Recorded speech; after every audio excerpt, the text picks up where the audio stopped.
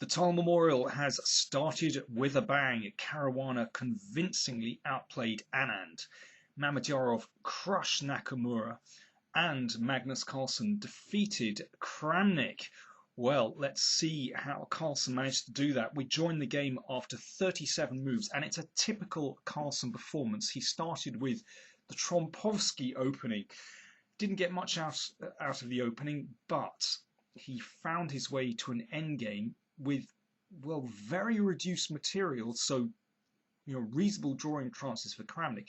But if anyone had the advantage, of course, it was going to be Carlsen, because he has the better pawn structure. He's got one clump of pawns, one pawn island against these three split pawns, but very reduced material, so reasonable drawing chances for Kramnik. After 37 moves, they reach this position. Carlsen is making a little bit of progress. He's edged his king up the board, pressing nicely against the h-pawn. There is, pressure here, and sometimes you can switch to an attack against the king.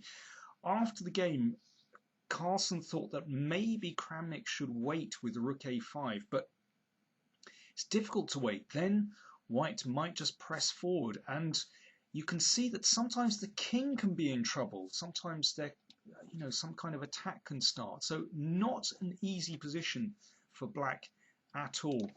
Kramnik played, I think, probably a good practical move. He decided to give up one of his pawns with this. This is now a forced sequence. Obviously, the rook checks on e6, and rook takes b6, but he's at least managed to get his d-pawn well down the board, and of course, white has to take care of this pawn. So this is after the time control, so both players had time to consider their plans here. It's very difficult for white to organize himself, hold the kingside pawns and stop this d-pawn.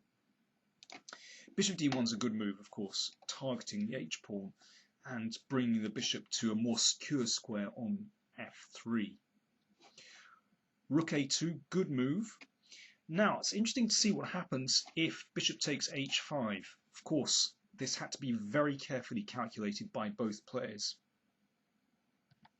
Black exchanges and takes on f2, so obviously rook takes g2 will be a draw, so g4 forced. And now, very important move for black, rook f6. Exchanging will be fine for black, of course, the pawn will go through. But the point is that here, black can get the rook behind the pawn. So if rook b7 check, again rook f7, and the rook gets behind the pawn, for example, here, and the rook is just way too passive. That's going to be a very easy draw for black. But that's a really important variation. Or if white throws in rook b7 check first and then takes on h5. This is also interesting. And now there's no rook f6 for black, but king e6 is a good move, preventing the rook coming behind the pawn. And, well, after d2 and the king can support the pawn, feels like black's counterplay is going to be sufficient. So instead of this, Carlsen had to come back with his king g3, protecting the pawn on f2. And now Kramnik played h4 check. Carlsen was very surprised by this, and this does look like a mistake. Instead he was expecting rook a1. And now in this position, rook a4. Now that's a nice move. The idea, of course, is h4 check, driving the king back, and then it's going to be difficult to advance these pawns successfully. And if h4, well then black waits. So for example here, and it's very difficult for white to make progress in this position. It's probably the only way to do so is to move the bishop, play f3 and bring the king across to try and round up this pawn, but of course the h-pawn would fall in that case. So probably, well, there's still a lot of hard work, but that seems like the best drawing chance for black. But instead, h4 must be a mistake. Still a very tricky position indeed. King g3, good move.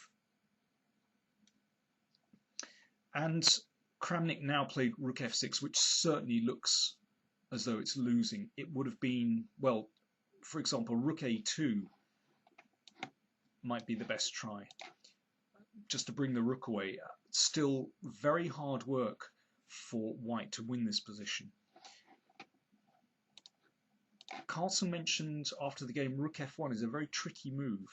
If bishop f3, which looks like a very normal move, well, there's a trap. Basically d2 is going to be good enough for black to draw, because if, well, for a start, rook takes f3 is threatened, and followed by d1 queen.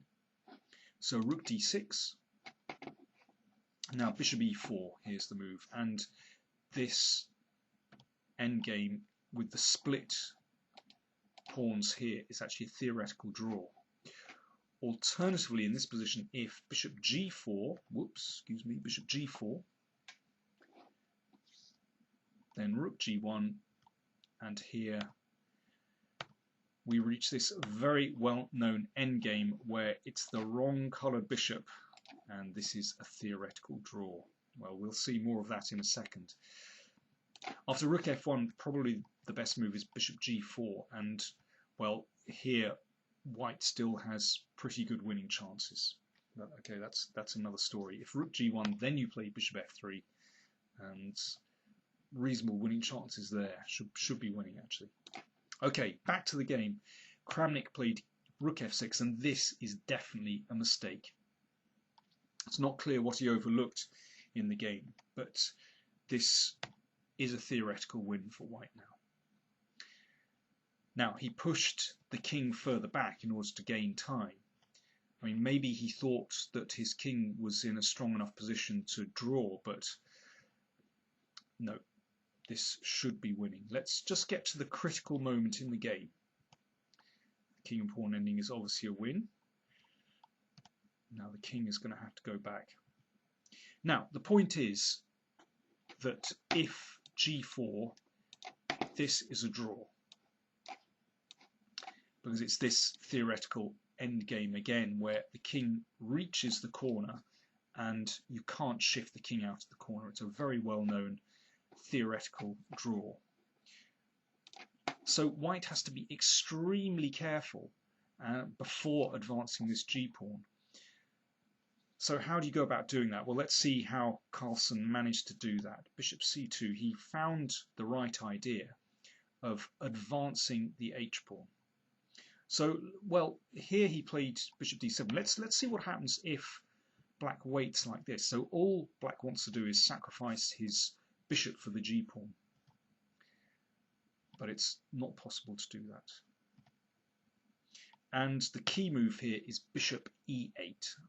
Probably the only move to win this position, but good enough. And the point is this. Well, if king e7, well, if the bishop comes back to g6, then king f6 repeats, but now you have h6, and this is a winning move. And here,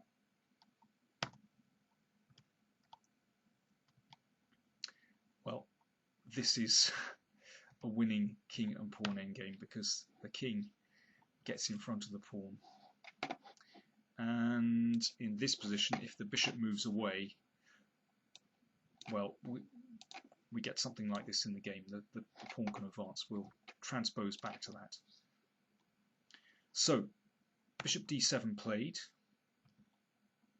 and the pawn advances. And so, slowly, white is edging forward. Again, g4, not a good move, because the bishop would just take the pawn. So the bishop comes back. Now, let's see what happens if black waits like this. Well, h6. And in this case, you can actually play g4. There's a huge difference. Now, if the king reaches the corner, then that's a draw. But white has this move, bishop h7. Again, this is a very well-known technique in this endgame, preventing the king reaching the corner. And this is just a win for white. For example, here. And slowly but surely, the king is forced away. And is a win. So it's only a draw if the king manages to reach the corner. So the game continuation, Kramnik fell back with his king, but now this is actually a very simple win. This is the point. Before you play g4, you just interpose with the bishop, forcing the bishop away, and then you can advance g4. Okay, kind of a last little joke from Kramnik. Of course, if this is taken, then this is a theoretical draw again, because the king is in the corner. But of course, that's easy to negotiate. The pawn just advances. And now it's just a case of bringing the king in. Okay, a little stalemate trick. Of course, that's stalemate, but basically we can, with white can bring about a Zugzwang position. So here, yeah, this is Zugzwang. So the king has to step up the board to not its best square. Well, if bishop e8, then bishop f7, and the pawn goes home.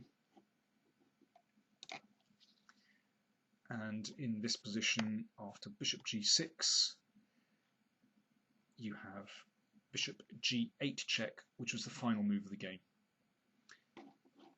Obviously, if king takes, then this is a very simple win indeed. Well, let's play it out. Why not? Here, and the pawn goes home. So nice technique from Carlsen, but Kramnik seemed to make it quite simple and missed, reasonable drawing chances, or at least the chance to put up, a great deal of resistance. So there we go. Carlsen wins in typical fashion, grinding down his opponent. Round 2 tomorrow. See you then.